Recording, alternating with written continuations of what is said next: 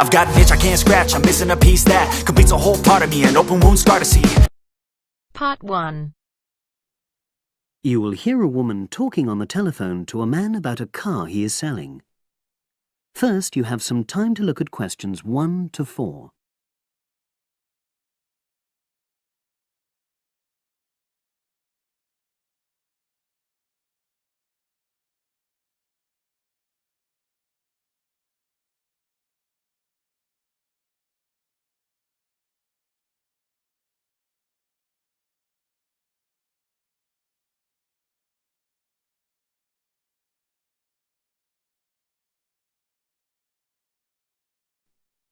Now we shall begin. You should answer the questions as you listen, because you will not hear the recording a second time. Listen carefully and answer questions 1 to 4.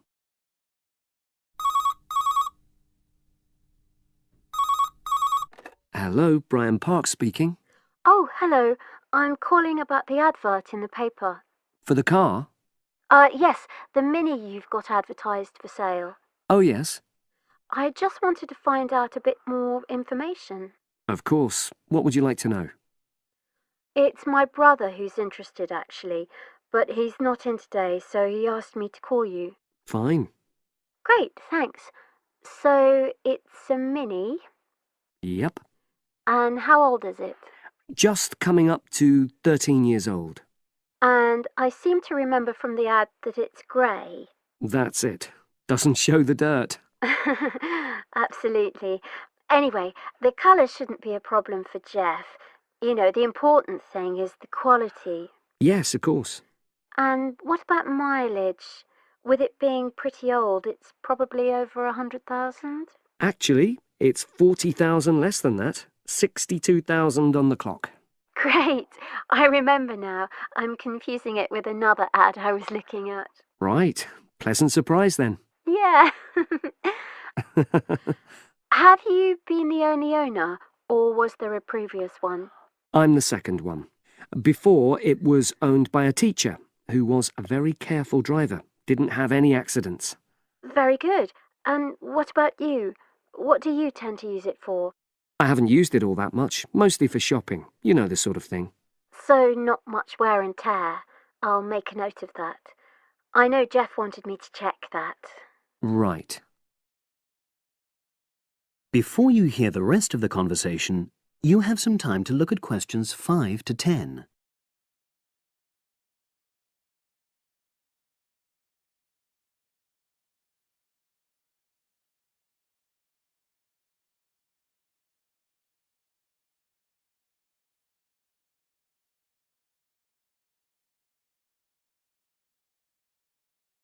Now listen and answer questions 5 to 10. Now, about the price, I see you've got it down as £1,250. I'm not sure Jeff will be able to come up with that amount. In the ad, I did say 1,250 or nearest offer. So would you be prepared to go down to 1,000? That's really too low, I'm afraid. 1,100? I might be able to go to that. OK, I'll make a note of that. What about tax? Is it due soon? Got another 5 months before it's due. Oh, that's a real plus, yes. I'll make a note of that. OK. Now, you say it's in good condition. For its age, I'd say yes, definitely. It's just been serviced and there were no major problems. Major. I'd be able to show you the service report. The only thing is, you'd have to get a new tyre in the near future. Though it's still okay, you know. It's certainly absolutely safe at the moment. OK, fair enough. Yes, I understand. And the garage also mentioned that one headlight could probably do with replacing. They think there's a fault there, you know, intermittent. Well, we'd obviously look at all the documents, but that sounds very straightforward. Of course. I've got all the service documents up to date, and you can look at those.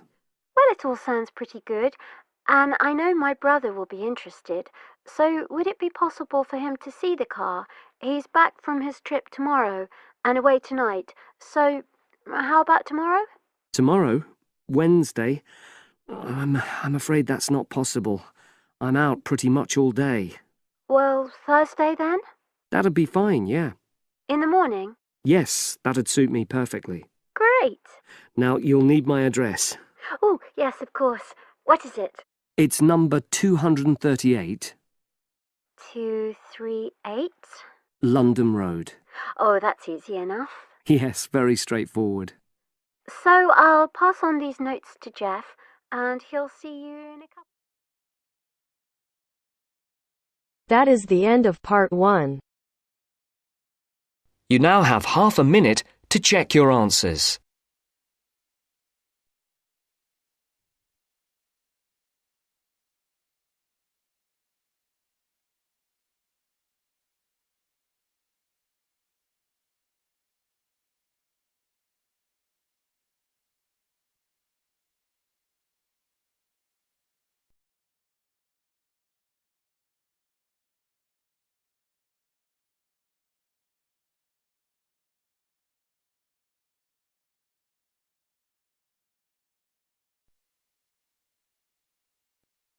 Now turns to part 2. Part 2. You'll hear a tutor and 2 students discussing modern European writers. First, you have some time to look at questions 11 to 16.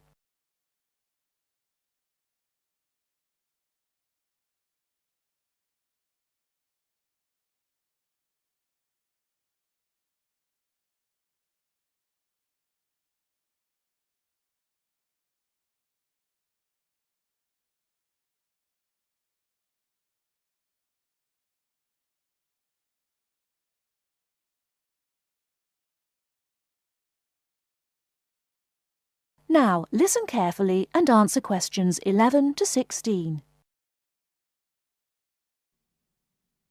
Okay, so to continue our look at modern European writers who have focused on the future in their work, today we're talking about H.G. Wells.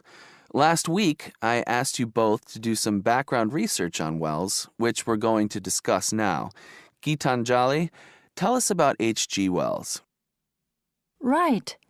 So, H.G. Wells was a hugely successful British science fiction writer, writing at the end of the 19th and the start of the 20th century, and much of his work focused on predicting the future. Jason, do you think Wells was just using the future as a narrative device in his fiction? No. He really believed we can predict the future.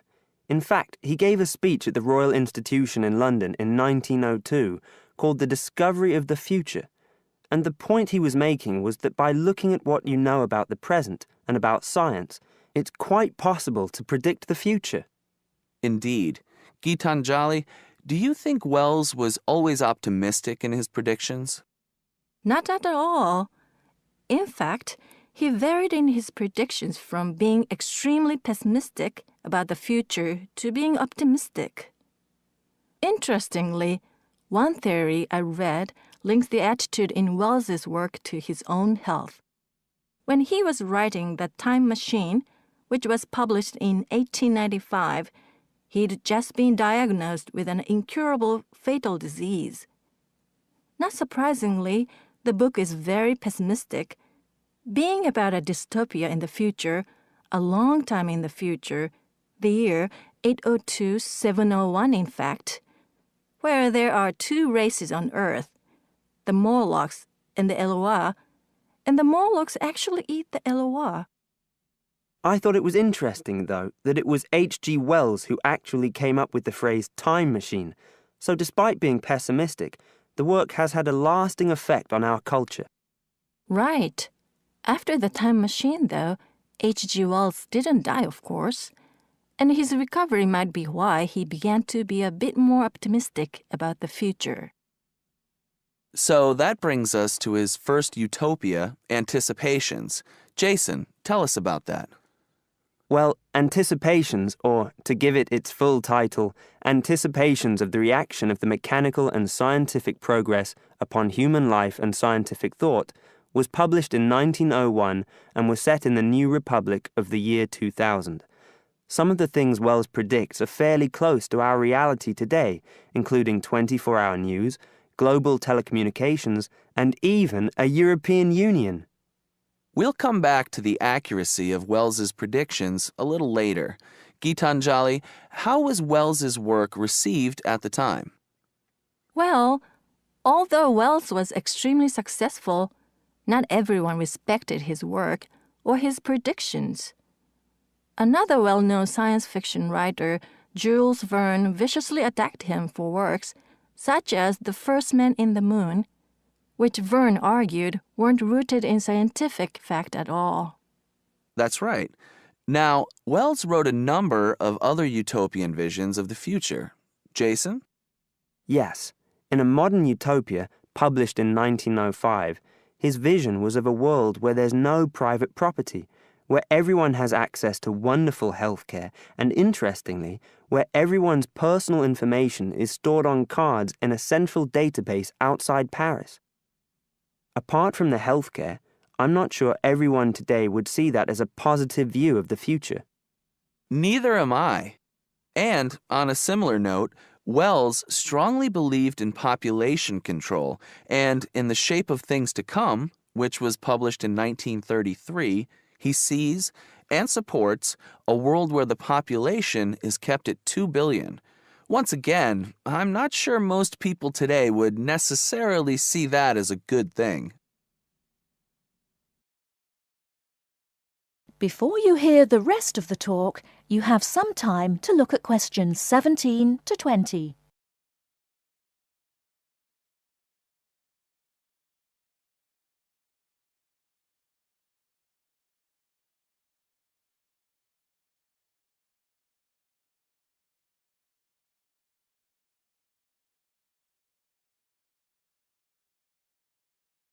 Now listen and answer questions 17 to 20. Gitanjali, in your research, did you come across anything about the world brain? Yes, I did. It's actually very interesting. Throughout the 1930s, Wells predicted and supported the setting up of a huge world encyclopedia. And towards the end of the decade, in 1938, he wrote a series of essays called World Brain. In these essays, he called for the world to make use of modern technology to create an enormous global encyclopedia so that all our knowledge is available to all people, not just an educated elite. Wells envisioned this as probably being on microfilm. He thought it would allow anyone, anywhere in the world, to look at any book or any document. He also thought it would be created by everyone, once again, not just by an elite. Yes, and as you can imagine, many people today say that the internet has basically fulfilled his prediction. Of course, it doesn't use microfilm, but essentially, it does meet all Wells's main requirements.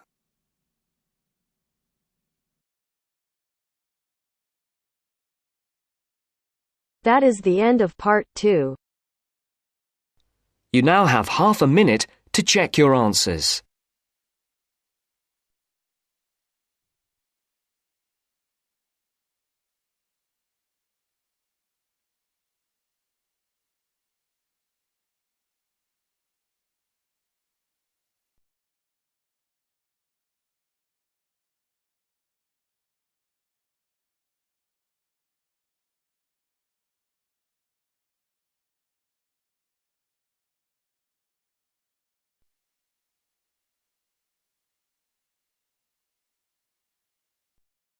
Now turns to part 3. Part 3. You will hear two conversations. Are based on the following conversation. The answer should be appropriate to the content of this conversation. First, you have some time to look at questions 21 to 25.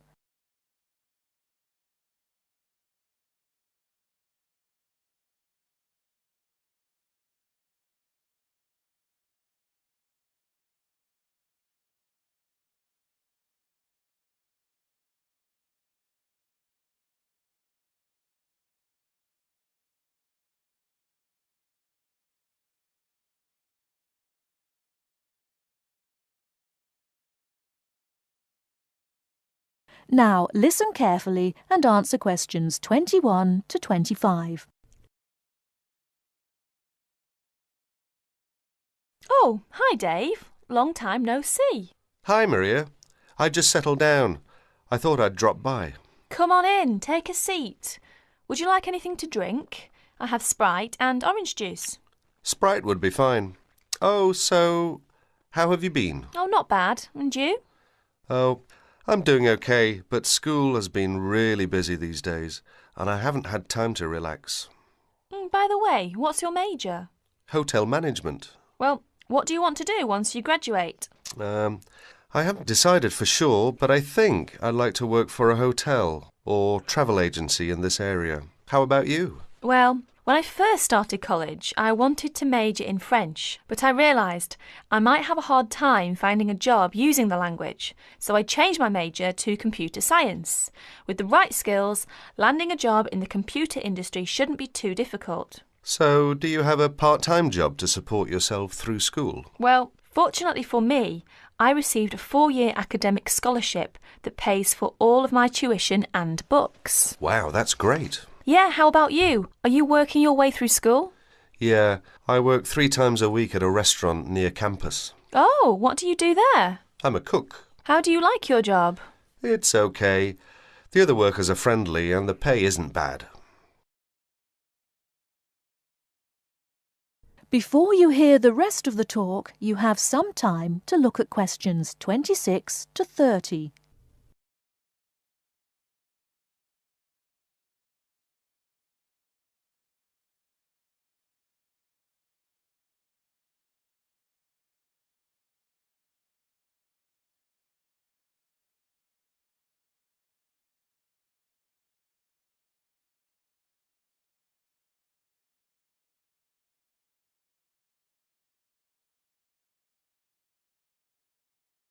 Now listen and answer questions 26 to 30. Several days later, Dave and Maria met on campus.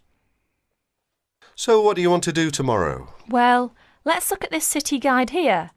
Here's something interesting. Why don't we first visit the art museum in the morning? OK, I like that idea. And where do you want to have lunch? How about going to an Indian restaurant?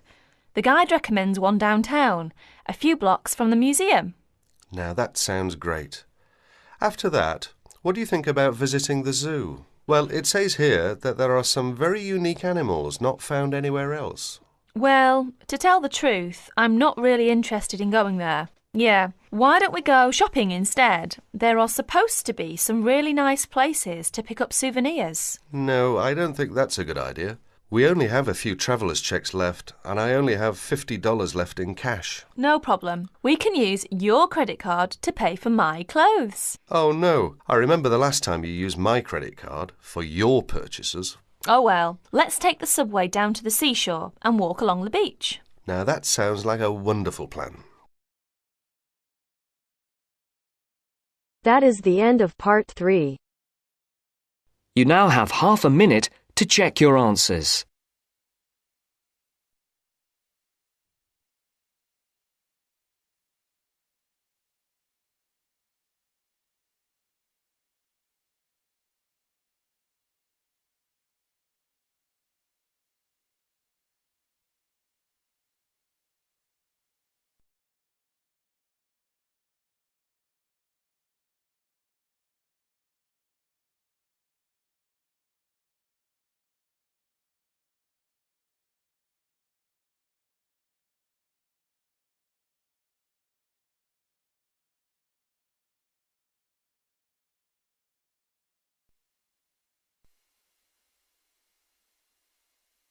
Now turns to part 4. Part 4. Hear an extract from a talk given by a lecturer from Management Department of a university on the topic Job Satisfaction. First, you have some time to look at questions 31 to 40.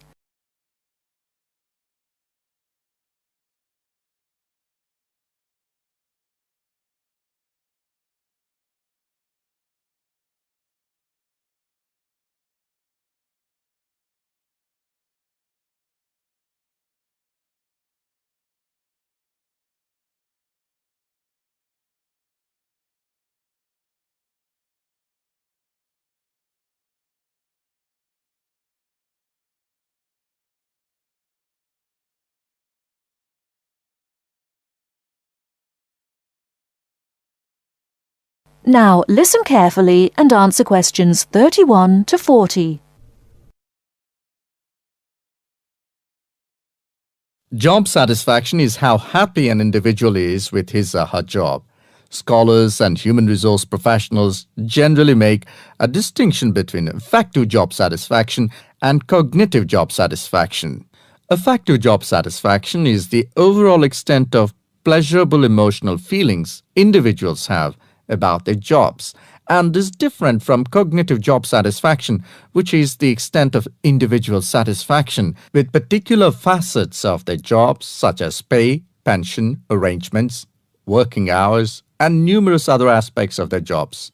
At its most general level of conceptualization, job satisfaction is simply how content an individual is with his or her job. Affective job satisfaction is usually defined as a one-dimensional, subjective construct representing an overall emotional feeling individuals have about their job as a whole. Hence, affective job satisfaction for individuals reflects the degree of pleasure or happiness their job in general induces. Cognitive job satisfaction is usually defined as being a more objective and logical evaluation of various facets of a job. As such, cognitive job satisfaction can be one-dimensional if it comprises evaluation of just one aspect of a job, such as pay or maternity leave, or multidimensional if two or more facets of a job are simultaneously evaluated. Environmental factors. One of the most significant aspects of an individual's work in a modern organization concerns the management of communication demands that he or she encounters on the job. Demands can be characterized as a communication load. Individuals in an organization can experience communication overload and communication underload, which can affect their level of job satisfaction. Communication overload can occur when an individual receives loads of message in a short period of time, which can result in unprocessed information, or when an individual faces more complex messages that are more difficult to process. Due to this process, given an individual's style of work and motivation to complete a task, when more inputs exist than outputs, the individual perceives a condition of overload which can be positively or negatively related to job satisfaction. In comparison, communication underload can occur when messages or inputs are sent below the individual's ability to process them. According to the ideas of communication overload and underload, if an individual does not receive enough input on the job or is unsuccessful in processing these inputs, the individual is more likely to become dissatisfied, aggravated, and unhappy with their work that leads to a low level of job satisfaction. Superior subordinate communication. Superior subordinate communication is an important influence on job satisfaction in the workplace. The way in which subordinates perceive a superior's behavior can positively or negatively influence job satisfaction. Communication behavior, such as facial expression, eye contact, vocal expression, and body movement, is crucial to the superior-subordinate relationship. Nonverbal messages play a central role in interpersonal interactions with respect to impression formation, deception, attraction, social influence, and emotional bonding. Individuals who dislike and think negatively about their supervisor are less willing to communicate or have motivation to work, whereas individuals who like and think positively of their supervisor are more likely to communicate and are satisfied with their job and work environment. A supervisor who uses nonverbal immediacy, friendliness, and open communication lines is more likely to receive positive feedback and high job satisfaction from a subordinate. Strategic employee recognition. Employee recognition is not only about gifts and points.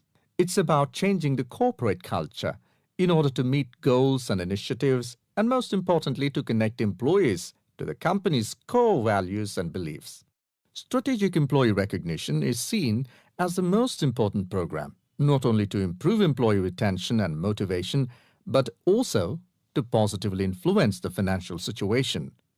The vast majority of companies want to be innovative, coming up with new products, business models, and better ways of doing things. However, innovation is not so easy to achieve. A CEO cannot just order it and so it will be achieved. You have to carefully manage an organization so that over time, innovations will emerge. Individual factors. Mood and emotions form the effective element of job satisfaction. Moods tend to be long-lasting, but often weaker states of uncertain origins, while emotions are often more intense, short-lived, and have a clear object or cause. Positive and negative emotions were also found to be significantly related to overall job satisfaction. It was found that suppression of unpleasant emotions decreases job satisfaction and the amplification of pleasant emotions increases job satisfaction. There are two personality factors related to job satisfaction: alienation and locus of control. Employees who have an internal locus of control and feel less alienated are more likely to experience job satisfaction, job involvement, and organizational commitment. The characteristics like high self-esteem, self-efficacy, and low neuroticism are also related to job satisfaction.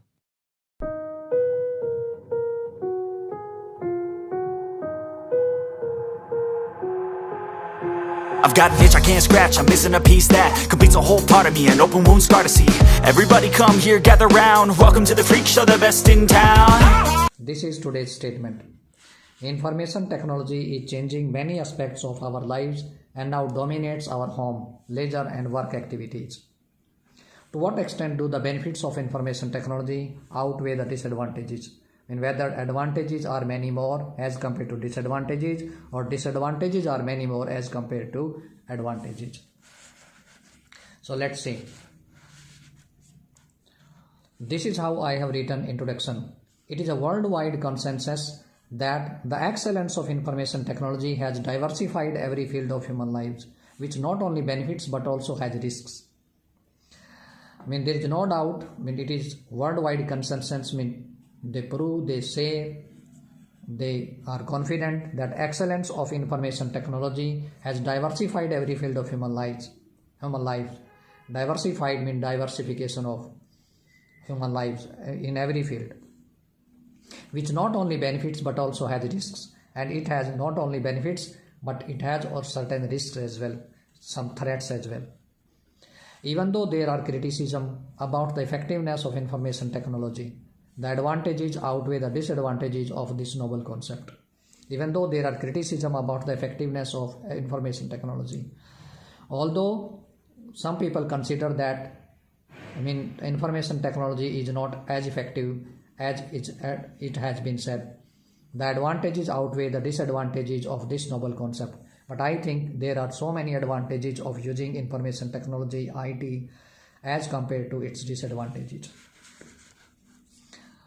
So this is how I have written main body paragraph 1. IT reveals its dark side when used with inappropriate methods. There should be a proper method to use technology, otherwise it can create problem. Online sources of intelligence can be time consuming and it can take a lot of time if people solely use it for leisure activities. If people use information technology for leisure activities, for free time activities, for spare activities.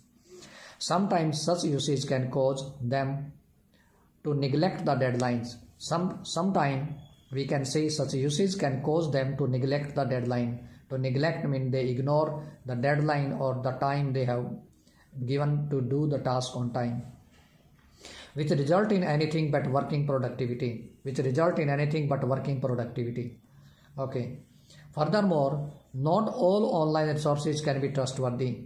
There is another point that all online resources are not trustworthy. We cannot believe them. They are not trustworthy.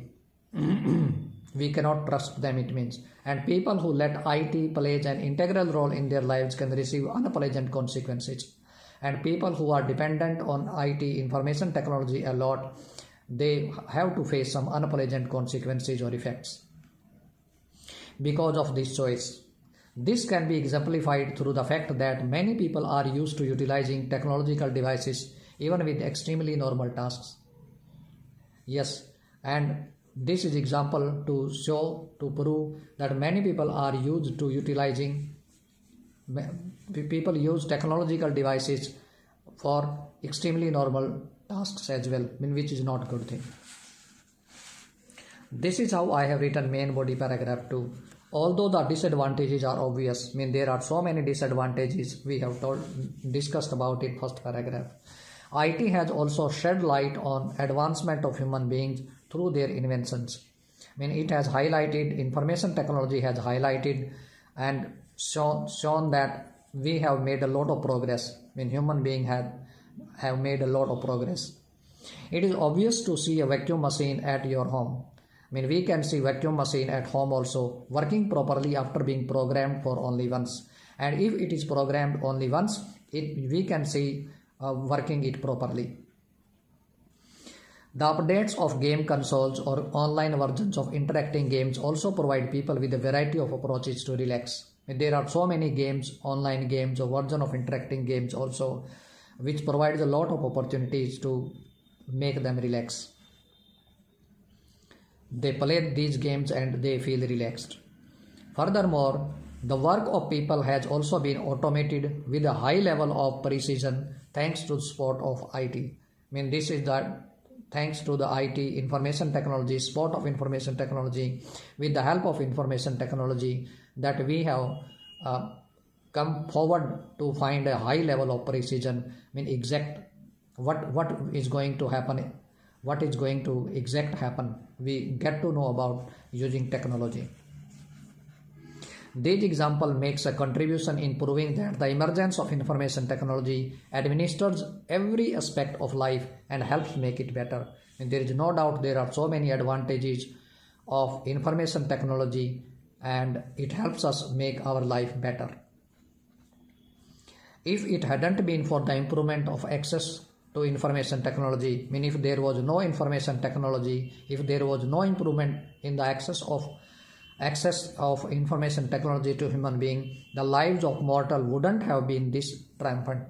So it would be difficult to get triumphant on mortal, to get victory on the